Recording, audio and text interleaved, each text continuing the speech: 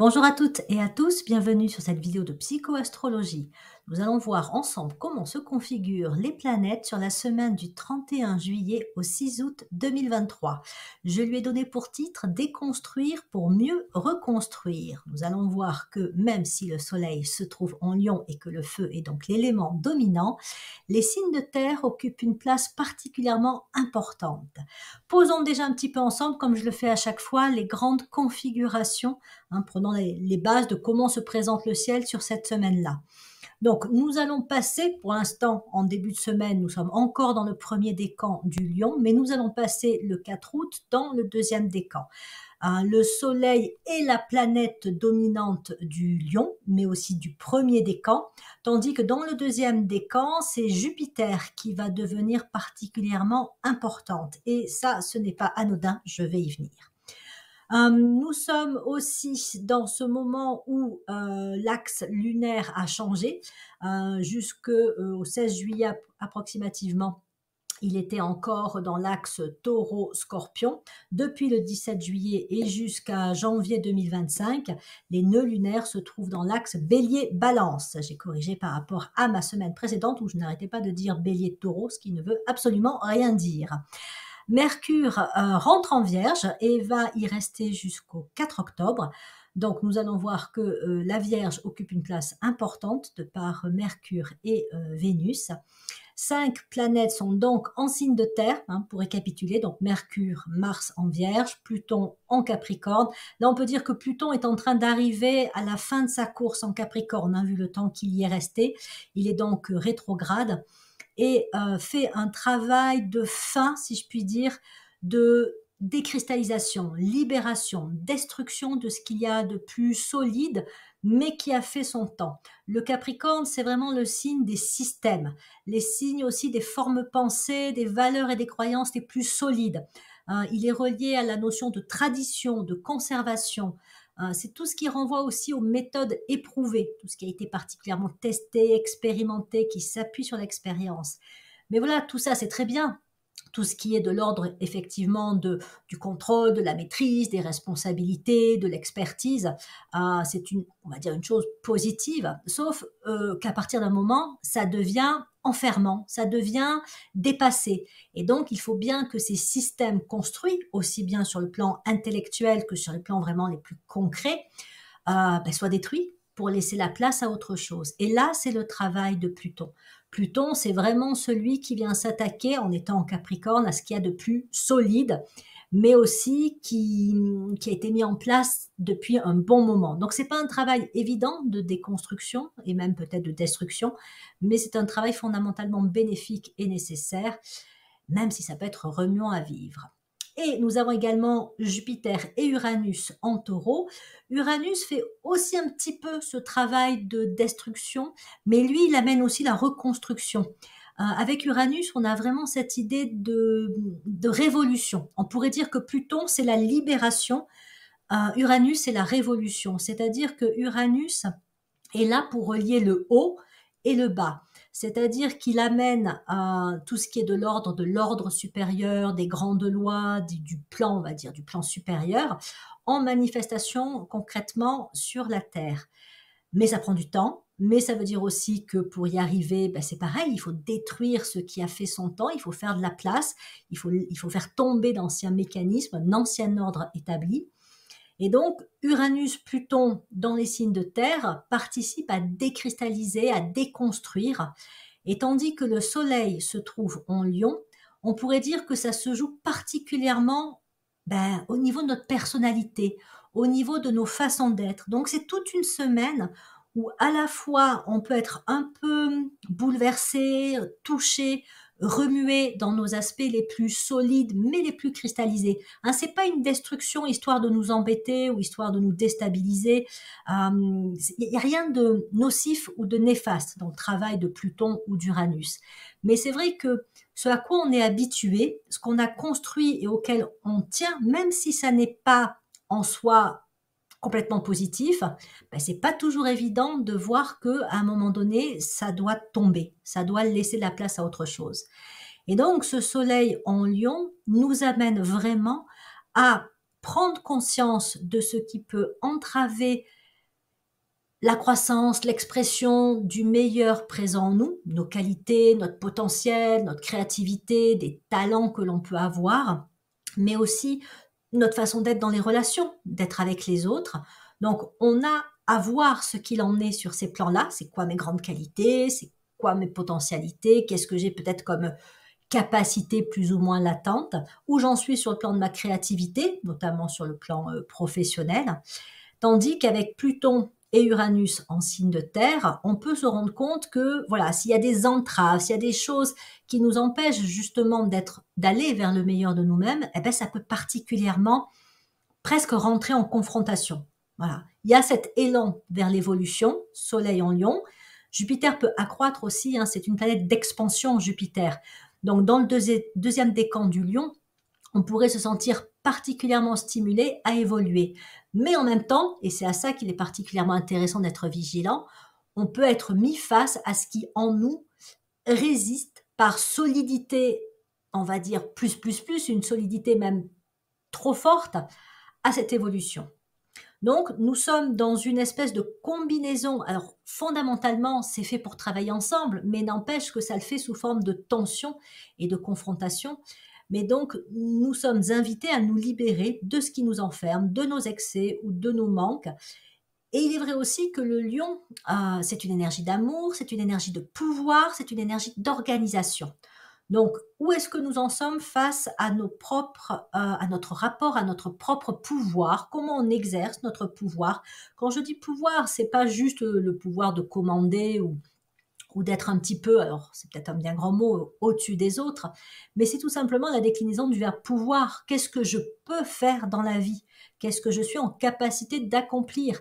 Et là, ça renvoie aussi à l'autonomie. Où est-ce que je suis autonome dans ma vie? Ou est-ce que j'ai peut-être encore soit des dépendances, soit des attachements, soit des peurs qui peuvent donc me limiter et où, pour le coup, je manque de pouvoir. Donc, le Soleil en Lion, Pluton en Capricorne, deux signes de pouvoir, peuvent m'inviter comme ça à faire une espèce de point sur mes zones de pouvoir, mes zones d'ombre par rapport au pouvoir, mes zones peut-être aussi de rapport au pouvoir extérieur. Les rigidités, les duretés intérieures doivent tomber. Évidemment, nous avançons tous à notre rythme. Il est vrai que pour les signes de terre, ça peut être particulièrement délicat de faire face à ce travail de destruction, de décristallisation. C'est un travail de lâcher prise, hein, quelque part, auquel invite Pluton. Les personnes qui ont du signe du Capricorne peuvent un petit peu, faut bien le reconnaître, en baver avec, avec ce transit donc de Pluton Capricorne. Mais si vous le voyez comme une opportunité de croissance, surtout en ce mois du Lion, c'est une façon donc, on va dire, qui peut être porteuse, bénéfique de changement de regard. Plutôt que de subir, c'est de voir que ça peut être porteur. Voilà. Donc comment en fait moi-même je peux participer à ce travail de libération et de destruction?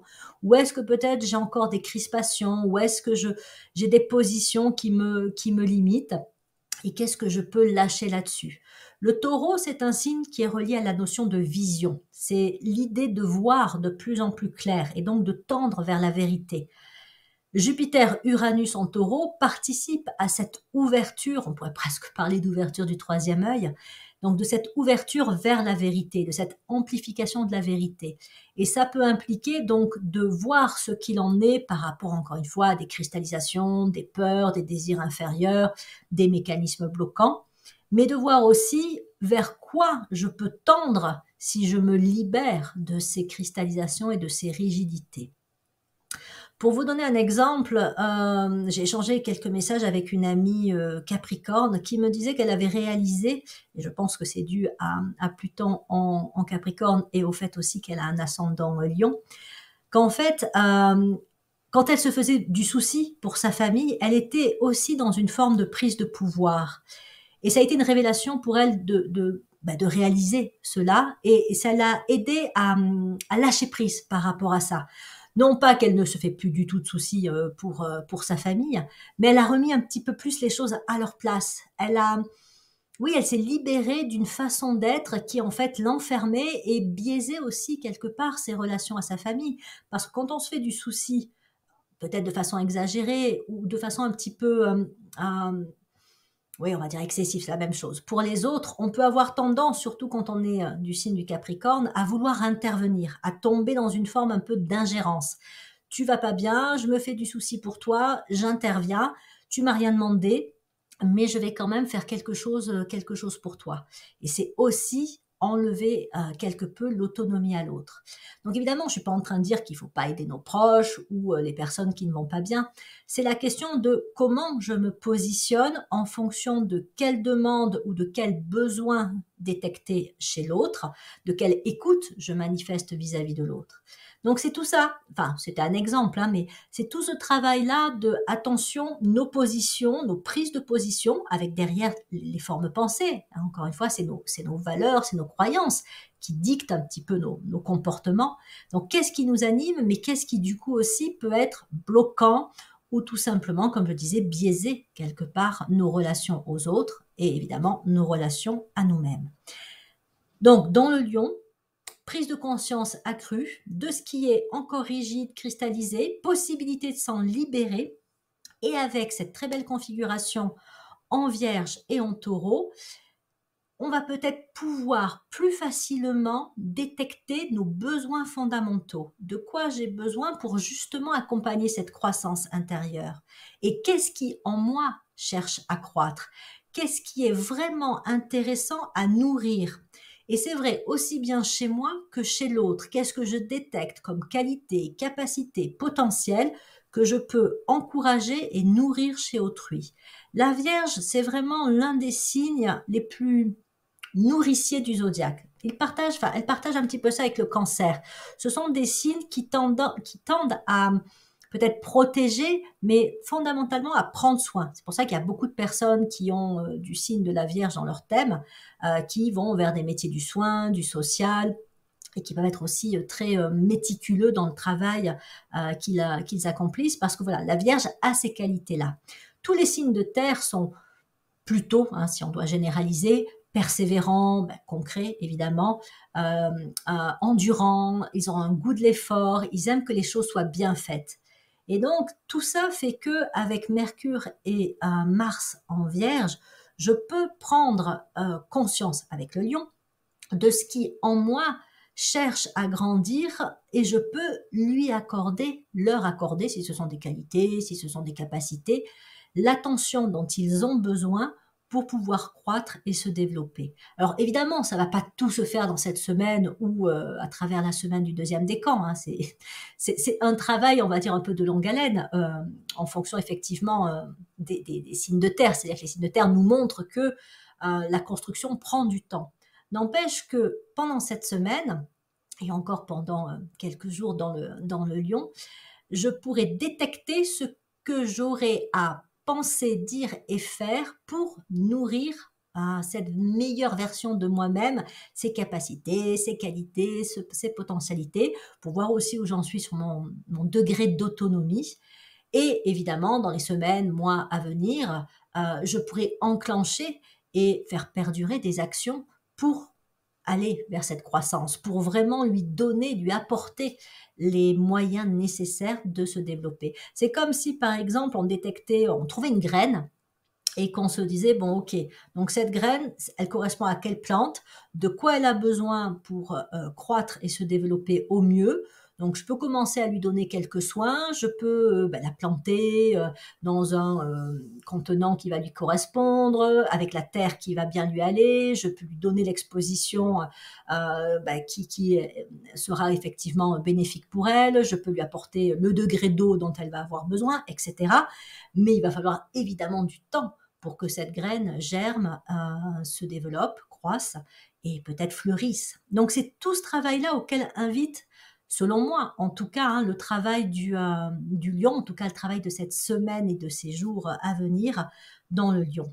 Et on pourrait même dire que par rapport à cette image de la graine, elle a elle-même ce travail de destruction à faire. C'est-à-dire qu'il faut bien qu'elle casse la petite protection, l'espèce de peau, je sais pas, ça doit avoir un nom, je sais pas comment ça s'appelle, qui l'entoure pour que le germe puisse sortir. Donc ça, c'est un peu la symbolique de Pluton au Capricorne. La graine, elle peut durer des années telle qu'elle est. Mais à un moment donné, si on veut lui donner pleinement vie et qu'elle se développe, eh bien, il va falloir elle-même qu'elle brise euh, l'élément dans lequel elle se trouve, enfin, que le germe puisse sortir. Enfin, vous m'avez compris, un germe, racine, tout ça, voilà, il faut que ça casse la coquille ou la noix, ou enfin, bref, la peau dans laquelle elle se trouve. Donc on est, à mon avis, dans ces prises de conscience qu'en nous, il y a des graines qui ne demandent qu'à germer et que si on perçoit ce que sont ces graines, de quoi elles ont besoin, on peut enclencher des actions pour les faire développer. Et attention donc à nos parties en nous qui, elles, voudraient garder les graines à l'abri et les laisser encore de côté, hein, en stock pour plus tard. Il n'y a pas de plus tard, si je puis dire. C'est le bon moment. Voilà, c'est le moment d'y aller. Alors, évidemment, on va peut-être pas planter toutes nos graines ou peut-être qu'on va trouver d'autres graines plus tard. J'aime bien cette image, alors du coup, je continue dessus. J'espère que vous me suivez. Mais voilà, si là, dans cette semaine, vous êtes vigilant et que vous détectez vos petites graines, ben, commencez à vous questionner sur ce dont elles vont avoir besoin pour pouvoir se développer pleinement. Jupiter, donc le deuxième décan du Lion, c'est vraiment cette notion, encore une fois, d'expansion, de croissance. C'est aussi une planète très magnétique dans le sens où elle peut attirer vers nous des dons, hein, que ce soit une aide, que ce soit une opportunité, que ce soit la bonne personne au bon moment.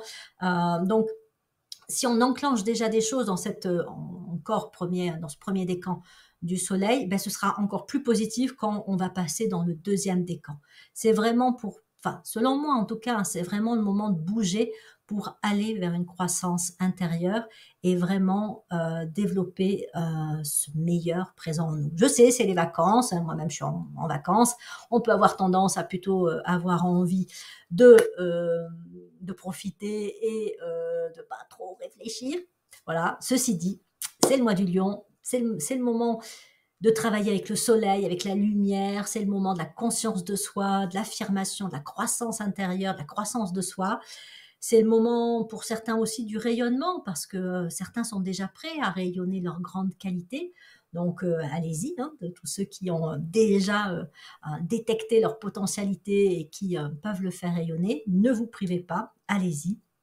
Et en attendant, ben, continuons à vivre en accord avec ce que nous permettent de réaliser ces planètes, signes astrologiques, parce que c'est une façon, en étant en harmonie comme ça, en étant aligné avec les planètes et les signes, de pouvoir, si je puis dire, un petit peu accélérer notre évolution de conscience.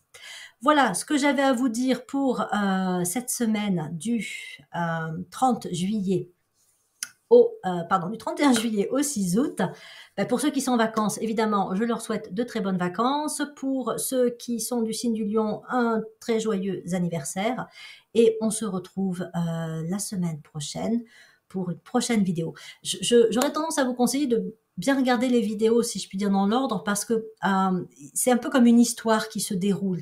Il y a une logique, en fait, une cohérence dans l'enchaînement non seulement des vidéos, mais surtout en fait, hein, de la façon dont les planètes bougent et se configurent. Donc c'est toujours intéressant de faire ce travail-là en se disant, bon là, c'est ça qui se joue, mais qu'est-ce qui se jouait avant et qu'est-ce qui va se jouer après? Voilà, de le voir comme une histoire avec des chapitres qui se déroulent. Voilà, j'en termine ici. Je vous souhaite encore une fois de passer un très bel été et vous dis à la semaine prochaine pour de prochaines vidéos.